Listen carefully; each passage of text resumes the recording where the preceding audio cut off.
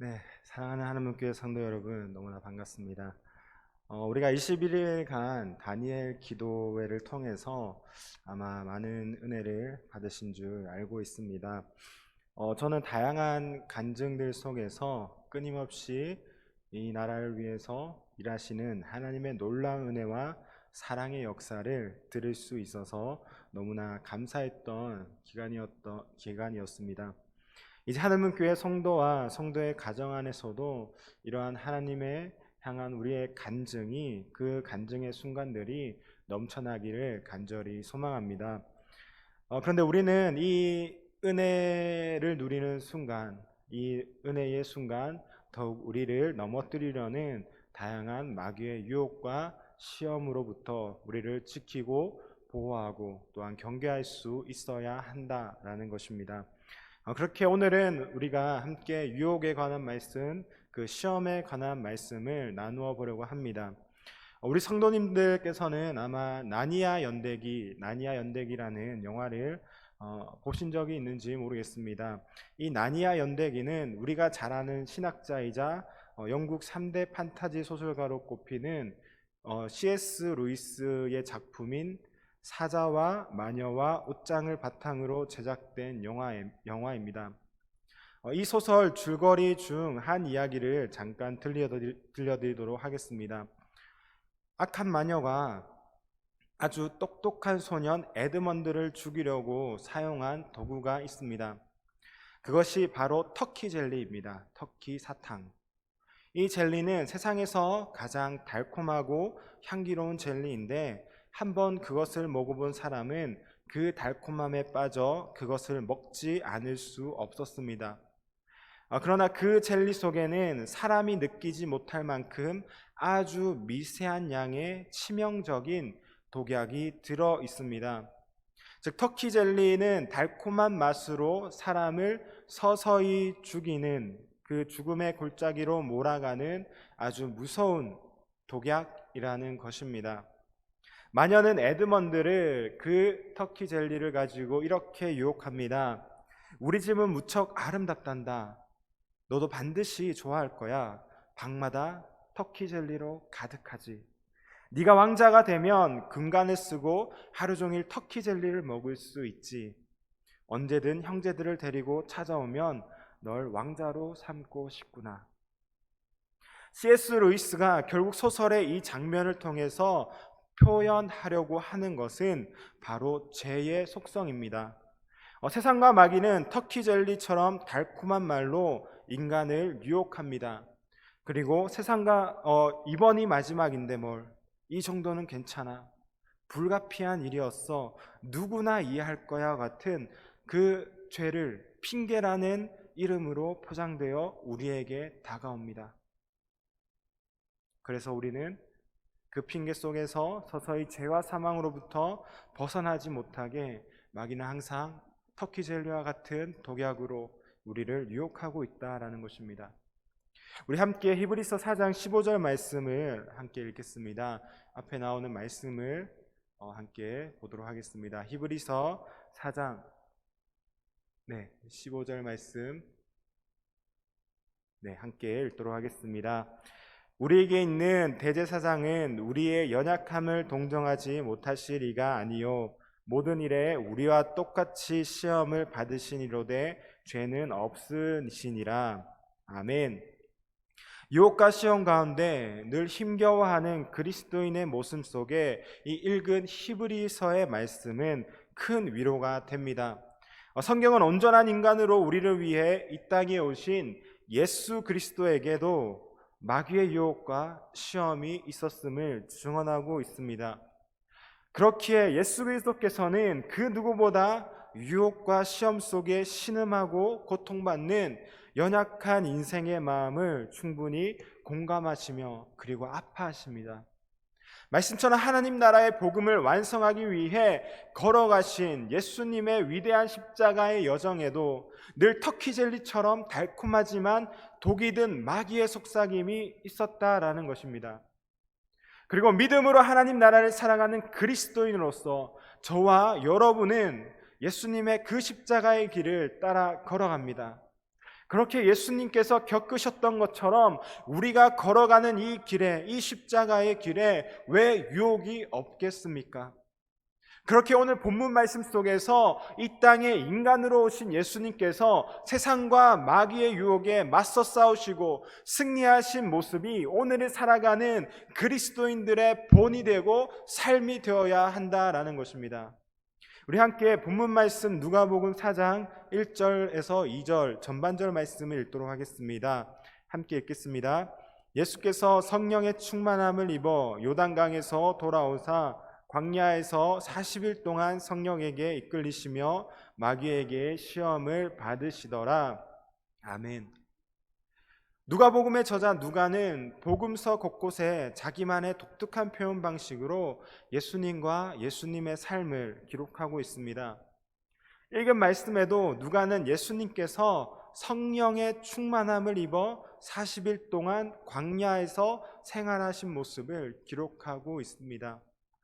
사실 성령의 충만함과 광야라는 누가의 표현은 사실 매우 대조가 되는 삶의 모습입니다.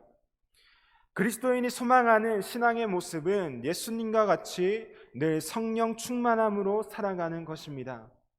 하지만 이와는 반대로 그리스도인의 삶은 늘 광야와 같이 험난한 삶과 순간순간 위기와 고난의 여정의 모습입니다. 이러한 표현을 통해 알 수 있는 것은 그리스도인들은 늘 성령 충만할 때 광야와 같은 매일의 삶을 이겨낼 수 있다라는 것입니다. 또한 광야의 삶 가운데 우리가 광야에 설 때야 비로소 성령의 충만함을 경험할 수 있다는 것을 뜻하기도 한다고 저는 생각을 합니다. 이것이 우리의 인생이다라는 것이죠. 이 땅에 온전한 인간의 모습으로 오신 예수님도 마찬가지였습니다. 오늘 말씀은 하나님 나라의 복음을 위한 사역을 시작하기에 앞서 광야에서의 준비하는 예수님의 모습으로 시작합니다. 그리고 광야에서 성령에 이끌리시며 40일간을 보냈음을 성경은 증언하고 있습니다. 그런데 신기한 것은 예수님의 40일간의 그 광야 생활에서 40년간 광야 생활을 한 이스라엘의 그 백성들의 잔상이 진하게 남아있다라는 것입니다. 즉 예수님께서는 40일의 낮과 밤을 통해서 이스라엘 백성이 사막에서 보낸 40년의 광야 생활과 같은 혹독한 현실에 직면하셨다라는 것입니다. 그러나 분명한 차이는 터키 젤리와 같은 세상과 마귀의 유혹에 계속해서 실패했던 이스라엘 백성과는 달리 예수님께서는 온전히 그 유혹과 시험을 이겨내셨고 승리하셨다라는 것입니다. 그렇게 광야와 같이 반복되는 유혹과 위기의 삶 속에 우리가 어떻게 성령의 충만함으로 살아갈 수 있을지 알기 위해서는 오늘 예수님께서 보여주신 그 모습이 오늘을 사랑하는 그리스도인인 저와 여러분들에게 너무나 중요하다라는 것입니다. 우리 함께 본문 말씀 누가복음 4장 2절 후반절 그리고 3절 말씀을 읽도록 하겠습니다. 함께 말씀을 읽겠습니다. 이 모든 날에 아무것도 잡수시지 아니하시니 날수가 다함에 줄이신지라. 마귀가 이르되 네가 만일 하나님의 아들이여든 이 돌들에게 명하여 떡이 되게 하라. 아멘. 우리는 뭐든지 첫 단추를 잘 끼워야 한다는 그런 말이 있듯이 오늘 예수님께서 직면하신 첫 시험과 유혹은 매우 중요한 문제입니다. 예수님께서 받으신 두 번째, 세 번째 시험이 공관복음인 마태복음에서는 그 순서가 다르게 증언하고 있지만 이 첫 번째 시험만은 마태와 누가가 똑같이 증언하고 있다는 것은 그만큼 이 첫 시험이 하나님 나라를 살아가는 그리스도인에게 매우 중요하다라는 것입니다. 예수님을 향한 마귀의 첫 번째 시험과 유혹이 시작되었습니다. 마귀는 예수님에게 이렇게 속삭입니다.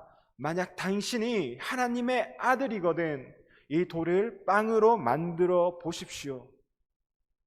인간에게 있어서 육체의 필요와 욕구는 매우 중요한 문제입니다.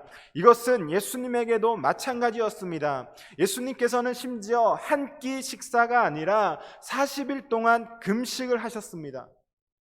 40일 동안 어떠한 음식도 잡수시지 않았다라는 것입니다. 하지만 육체적 필요와 그런 욕구도 중요하지만 우리는 하나님에 대한 충성은 그보다 훨씬 더 중요하다라는 것입니다. 그렇기에 우리가 이 문장에서 주의 깊게 볼 것은 돌이 빵이 되게 하는 것이 아니라 바로 하나님의 아들이라는 마귀의 유혹에 있습니다. 이것은 예수님께서 받으신 특별한 유혹입니다. 그래서 어쩌면 근본적으로는 우리가 겪는 유혹과는 사뭇 다른 것입니다. 우리 함께 마태복음 16장 22절 그리고 23절 말씀을 함께 읽겠습니다. 우리 한 목소리로 읽겠습니다. 베드로가 예수를 붙들고 항변하여 이르되 주여 그리 마옵소서, 이 일이 결코 주께 미치지 아니하리이다. 예수께서 돌이키시며 베드로에게 이르시되 사탄아 내 뒤로 물러가라. 너는 나를 넘어지게 하는 자로다.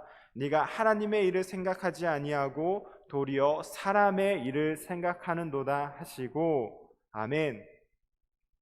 예수님께서 제자들에게 하나님 나라를 위한 당신의 죽음과 부활을 예언하셨을 때 베드로는 항변하면서 그 일이 일어나면 안 된다고 말합니다. 그리고 사탄아 내 뒤로 물러가라. 너는 나에게 걸림돌이다. 너는 하나님의 일을 생각하지 않고 사람의 일만 생각하는구나 라고 베드로를 향한 예수님의 꾸짖음이 나오고 있습니다. 여러분, 예수님에게 있어서 하나님의 일은 바로 십자가의 죽음과 부활입니다. 이 하나님 나라의 복음은 예수님께서 하나님의 아들로서, 전능하신 아들로서가 아니라 온전한 인간으로 이루어야만 하는 사명입니다. 그렇게 마귀의 첫 번째 시험은 완전한 인간이 되려는, 예수님을 막으려는 마귀의 유혹입니다. 즉 완전한 인간으로 이루어야만 하는 하나님 나라의 위대한 사명인 예수의 죽음과 부활이 일어나지 않게 하기 위한 마귀의 유혹이라는 것입니다. 그렇기에 예수님께서는 자신이 잡혀가는 모습을 본 베드로가 칼을 꺼내 대제사장의 종을 쳐 그 귀를 떨어뜨렸을 때 이렇게 말씀하시고 계시는 것입니다. 우리 함께 마태복음 26장 53절과 54절 말씀을 함께 읽겠습니다. 말씀을 읽겠습니다. 너는 내가 내 아버지께 구하여 지금 12군단 더 되는 천사를 보내시게 할 수 없는 줄로 아느냐? 내가 만일 그렇게 하면 이런 일이 있으리라 한 성경이 어떻게 이루어지겠느냐 하시더라. 아멘. 사실 하나님의 아들이신 예수님께 돌이 떡이 되게 하는 것은 그다지 어려운 문제가 아닙니다. 예수님께서 그 십자가를 피하실 충분한 능력이 있으신 분이 바로 우리 예수님이십니다. 그러나 그 예수님은 세상을 사랑하시는 하나님의 마음을 확증하기 위해 그것을 포기하고 그 하나님의 아들, 전능한 아들이 되심을 포기하고 완전한 인간으로 이 땅에 오셨습니다. 우리와 같은 완전한 인간으로 그 마귀의 유혹을 받으셔야 했습니다. 우리와 같은 완전한 인간으로 처절한 아픔과 고통 속에 십자가를 지셔야 했고 죽으셔야 했습니다. 마귀는 그것을 막기 위해 돌이 떡이 되게 하는 유혹을 하고 있는 것입니다. 사도 바울은 이것을 이렇게 증언합니다. 함께 빌립보서 2장 6절에서 8절까지 말씀을 함께 한 목소리로 읽겠습니다. 그는 근본 하나님의 본체시나 하나님과 동등됨을 취할 것으로 여기지 아니하시고 오히려 자기를 비워 종의 형체를 가지사 사람들과 같이 되셨고 사람의 모양으로 나타나사 자기를 낮추시고 죽기까지 복종하셨으니 곧 십자가의 죽으심이라. 아멘.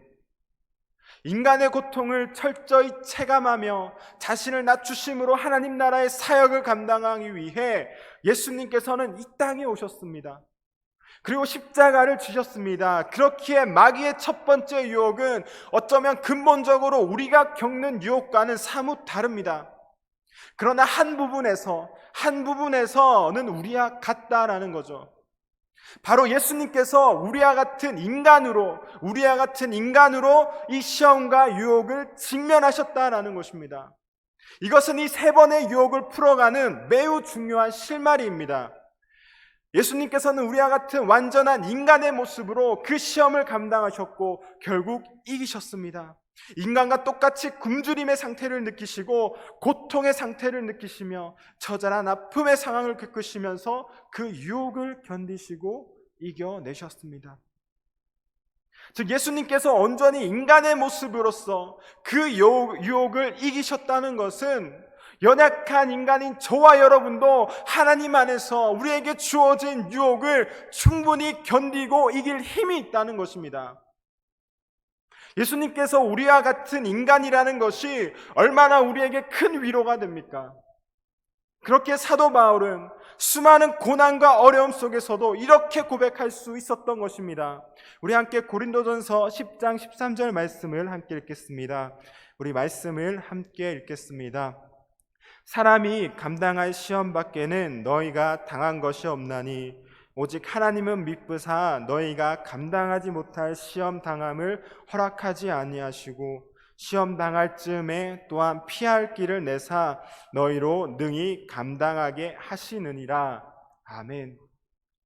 예수님께서 지신 십자가가 연약한 인간인 우리가 감당하지 못할 것만 같지만 예수님께서도 우리와 같은 연약한 인간의 모습으로 그 십자가를 지셨습니다. 그렇게 우리에게 주어진 십자가도 감당하지 못할 시험이 절대 아니다라는 것입니다. 하나님께서 그 죽은 예수를 말씀대로 사흘 만에 부활하게 하셨듯이 우리의 모든 유혹과 시험 속에서 피할 길을 내시어 능히 감당하게 하시는 분 역시 우리 선하신 하나님이시라는 것입니다. 이것이 바로 은혜입니다. 은혜. 그래서 마귀의 첫 번째 시험에서 우리가 중요하게 생각해야 할 것은 돌이 떡이 되게 하는 사람의 일, 그 세상의 가치관이 아닙니다. 그리스도인으로서 우리는 늘 하나님의 일, 복음의 사명, 하나님 나라의 가치관에 그 우선순위를 두어야 한다라는 것입니다. 그렇게 예수님께서는 마귀의 유혹을 이렇게 이겨내시고 계시는 것입니다. 우리 함께 본문 누가복음 4장 4절 그리고 신명기 8장 3절을 읽겠습니다. 누가복음 4장 4절 말씀입니다. 예수께서 대답하시되 기록된 바 사람이 떡으로만 살 것이 아니라 하였느니라. 우리 신명기 8장 3절 말씀입니다. 너를 낮추시며 너를 줄이게 하시며 또 너도 알지 못하며 내 조상들도 알지 못하던 만나를 내게 먹이신 것은 사람이 떡으로만 사는 것이 아니요 여호와의 입에서 나오는 모든 말씀으로 사는 줄을 내가 알게 하려 하심이라. 아멘.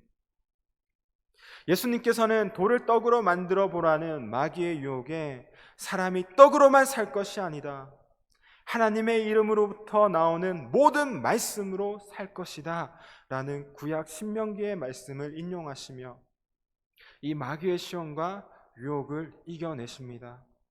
그렇습니다. 예수님의 하나님 나라 복음을 이뤄가는 삶에 있어 그 무엇보다 중요한 것은 하나님의 말씀을 따라 살아가는 것에 있습니다.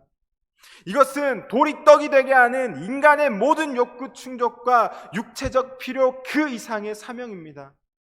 사랑하는 하나님 교회 성도 여러분, 우리 삶의 모든 중심이 이 하나님 말씀 위에 세워지길 소망합니다. 무너져가는 한국 사회와 가정이 이 하나님의 말씀으로 다시 회복되길 소망합니다. 이사야 선지자는 이렇게 선포합니다. 우리 함께 이사야 40장 8절 말씀을 읽도록 하겠습니다. 우리 한 목소리를 읽겠습니다. 풀은 마르고 꽃은 시드나 우리 하나님의 말씀은 영원히 서리라 하라. 아멘. 그렇습니다.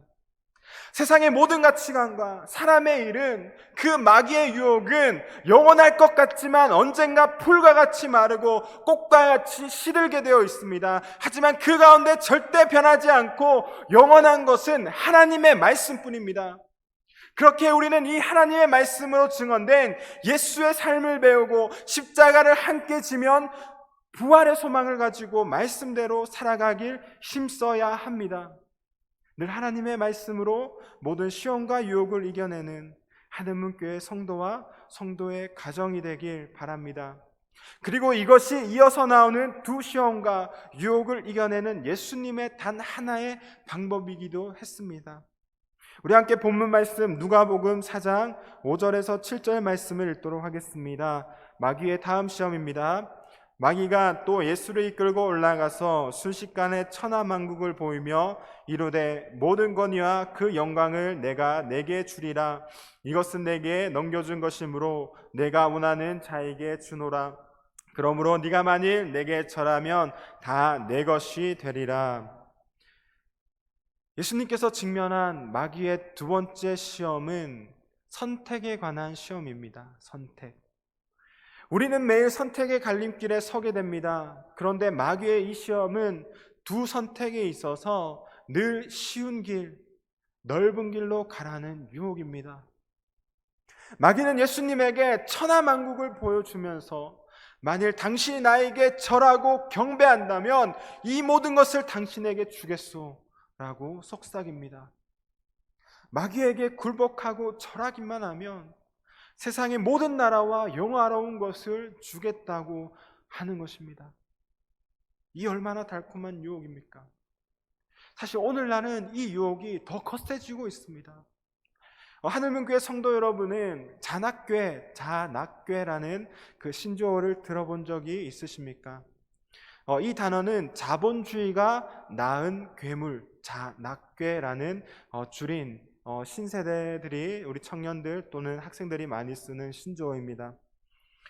즉 자신의 신념도 버리고 물질과 돈과 명예와 권력을 위해서라면 어떤 일이라도 마다하지 않고 하겠다는 그런 태세 전환의 모습을 이루는 말입니다. 여러분, 갈수록 물질만능주의가 되어가는 세상 가치관 속에서 어쩌면 인간의 모습으로 처절하게 십자가의 길을 가야만 하는 예수님의 모습은 너무나 바보 같고 너무나 손해보는 일인 것 같습니다. 그렇기에 넓은 길, 조금 더 쉬운 길을 보여주는 마귀의 유혹은 터키 젤리와 같이 너무나 달콤합니다. 이처럼 마귀는 늘 우리에게 세상의 명예와 물질 그리고 권력과 같은 세상의 가치관을 선택하라고 합니다. 그 십자가의 길은 너무 어리석으며 너무 오래 걸리고 힘든 길이니 조금 더 쉬운 길을 선택하라고 유혹합니다. 지름길이 있는데 왜 둘러서 가냐고 우리를 유혹합니다. 많은 그리스도인이 이러한 것에 자주 넘어지고 위기를 겪게 되는 것을 볼 수 있지 않습니까? 한국 교회는 어떠합니까? 교회가 점점 커지면서 그 본질은 잃어가고 조금만 더 쉬운 길을, 조금만 더 넓은 길을 가려고 하지 않습니까? 그러나 예수님께서는 명확하게 말씀으로 이렇게 선포하고 계십니다. 마태복음 7장 13절에서 14절 말씀입니다. 우리 함께 말씀을 읽겠습니다. 좁은 문으로 들어가라. 멸망으로 인도하는 문은 크고 그 길이 넓어 그리로 들어가는 자가 많고 생명으로 인도하는 문은 좁고 길이 협착하여 찾는 자가 적음이라. 아멘. 그렇습니다. 하나님 나라를 살아가는 그리스도인에게 주어진 길은 넓은 길이 아니라, 쉬운 길이 아니라 좁은 길입니다. 비록 그 길이 예수 그리스도와 함께 자기 십자가를 져야만 하는 길이라도 우리가 걸어가야 할 길은 바로 이 길이라는 것입니다. 그 길은 다른 말로 생명의 길입니다. 예수님도 십자가를 지고 죽음을 향해 나아갔지만 그것이 절대 마지막이지는 않았습니다. 그 길 끝에서 부활의 새 생명의 시작이 기다리고 있지 않았습니까? 마귀는 우리를 늘 이 길에서 멀어지도록 유혹합니다. 그 십자가의 길 끝에서 기다리는 부활하신 예수님을 만나지 못하도록 계속해서 세상의 가치관으로 이루어진 넓은 길, 더 쉬운 길을 선택하도록 유혹합니다. 그러나 분명한 것은 그 길은 사망의 길이요 멸망의 길임이 분명합니다. 그렇게 예수님은 또다시 말씀으로 그 유혹을 이렇게 이겨내십니다. 함께 누가복음 4장 8절 말씀을 읽도록 하겠습니다. 말씀을 함께 읽겠습니다. 예수께서 대답하여 이르시되 기록된 바 주 너의 하나님께 경배하고 다만 그를 섬기라 하였느니라. 아멘. 예수님께서는 다시 신명기의 말씀을 인용하시며 그 유혹을 이겨내십니다. 사탄아, 썩 물러가라. 성경에 오직 주 너의 하나님께만 경배하고 그를 섬겨라 라고 기록되어 있다. 여러분, 경배의 또 다른 말은 바로 예배입니다. 예배는 단 일회적인 행위가 아니라 지속적인 하나님과의 교제를 의미합니다. 그렇습니다. 우리는 늘 선택의 순간에 다른 무엇보다 하나님을 예배하기를 힘쓰고 선택해야 한다라는 것입니다. 이것이 하나님의 말씀입니다. 그러나 이 길은 좁은 길입니다. 세상의 가치관으로는 이해할 수 없는 길입니다. 그래서 이 길을 걸어가는 것은 모든 것을 내려놓고 자기 십자가를 져야만 하는 어려움과 고난이 있을 수 있습니다. 비록 누군가는 바보 같다 할지라도 우리는 이 좁은 길, 하나님께 예배드리는 이 길을 포기해서는 안 됩니다. 왜냐하면 그 좁은 길을 기꺼이 먼저 가셨고 여전히 함께 걸어가시는 부활의 그리스도 예수께서 그 길 끝에서 기쁨으로 우리를 맞이해 주실 것이라는 믿음이 저와 여러분들 안에, 그리고 그리스도인들 안에 있기 때문입니다. 그리고 그 믿음을 위해 기꺼이 독생자 예수를 죽이심으로 세상을 향한 사랑을 확증하신 하나님이 바로 저와 여러분의 위로자가 되어 주십니다. 이 위로자 되시는 하나님만을 예배하는 저와 한음문교회 성도가, 그리고 성도의 가정이 되길 간절히 소망합니다. 우리 함께 본문 누가복음 4장 9절에서 11절 말씀을 읽도록 하겠습니다. 마귀의 세 번째 유혹입니다. 또 이끌고 예루살렘으로 가서 성전 꼭대기에 세우고 이르되 네가 만일 하나님의 아들이여든 여기서 뛰어내리라. 기록되었으되 하나님이 너를 위하여 그 사자들을 명하사 너를 지키게 하시리라 하였고 또한 그들이 손으로 너를 받들어 내 발이 돌에 부딪히지 않게 하시리라 하였느니라. 여러분, 예수님께서 직면한 마지막 시험은 신뢰에 관한 유혹입니다. 마귀는 예수님을 예루살렘 성전의 꼭대기에 세우십니다. 그리고 마귀는 이렇게 속삭입니다. 만일 당신이 하나님의 아들이라면 여기서 뛰어내리시오. 성경에 하나님께서 당신을 위해 천사들에게 명령하실 것입니다. 그들을 손으로 당신을 붙잡아 발이 돌에 부딪히지 않도록 할 것입니다 라고 기록되어 있어. 여러분, 놀라운 것은 마귀도 하나님의 말씀을 알고 있다라는 것입니다. 그리고 그 시편의 말씀을 인용해 예수님을 유혹하고 시험하고 있음을 우리는 볼 수 있습니다. 여러분, 이렇게 마귀가 하나님의 말씀을 인용한 것은 극한의 상황에 하나님을 의심하게 만들기 위해서입니다. 우리 함께 요한복음 13장 1절 말씀을 읽도록 하겠습니다. 우리 함께 말씀을 읽겠습니다. 유월절에 예수께서 자기가 세상을 떠나 아버지께로 돌아가실 때가 이른 줄 아시고 세상에 있는 자기 사람들을 사랑하시되 끝까지 사랑하시니라. 아멘. 하나님께서는 만약 예수님께서 그곳에서 뛰어내렸다면 분명 말씀과 같이 예수님을 살리실 것입니다. 그것이 우리 하나님입니다. 하나님은 한결같습니다. 변하지 않으십니다. 여러분, 이것은 비록 뛰어내려서 확인하지 않아도 절대 변하지 않는 사실입니다. 즉, 예수님께서 뛰어내리실 필요가 전혀 없다라는 것입니다. 여러분, 이것이 바로 신뢰입니다. 하나님께서는 예수 그리스도를 통해 사랑하시되 끝까지 사랑하심을 확증해 주셨습니다. 이 사랑은 언제나 어제나 오늘도 그리고 이후에도 영원히 동일합니다. 그런데 변하는 것은 하나님이 아니라 다름 아닌 바로 연약한 저와 여러분입니다. 즉 이 신뢰 관계 속에서 단지 변하는 것은 우리의 가치관이며 생각입니다.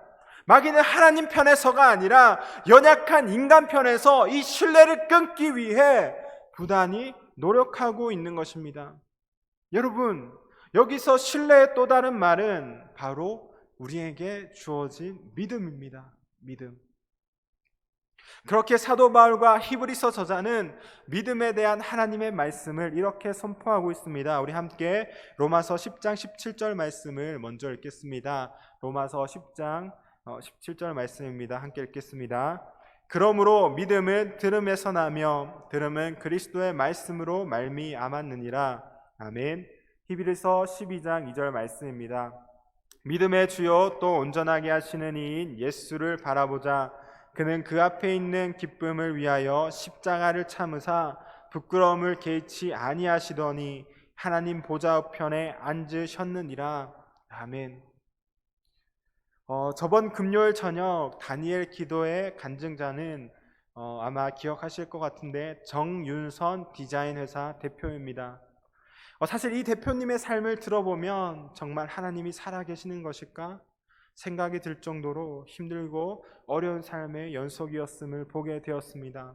가정이 힘들었고 남편분께서는 또 암투병을 하고 계시고, 그런데 이 정윤선 집사님께서 고백하신 것을 그럼에도 불구하고 하나님께서는 늘 옳습니다. 하나님께서는 늘 옳습니다라는 것이었습니다. 여러분, 이것이 하나님을 향한 신뢰이며 믿음입니다. 연약한 우리는 하나님의 모든 선하신 계획을 이해할 수가 없습니다. 하지만 이해할 수 없는 하나님의 계획일지라도 우리의 삶과 고백은 하나님은 늘 옳습니다. 그럼에도 불구하고 하나님은 늘 옳습니다. 하나님의 사랑은 절대 변하지 않습니다. 라는 신뢰 위에 세워져야 합니다. 이것이 믿음입니다.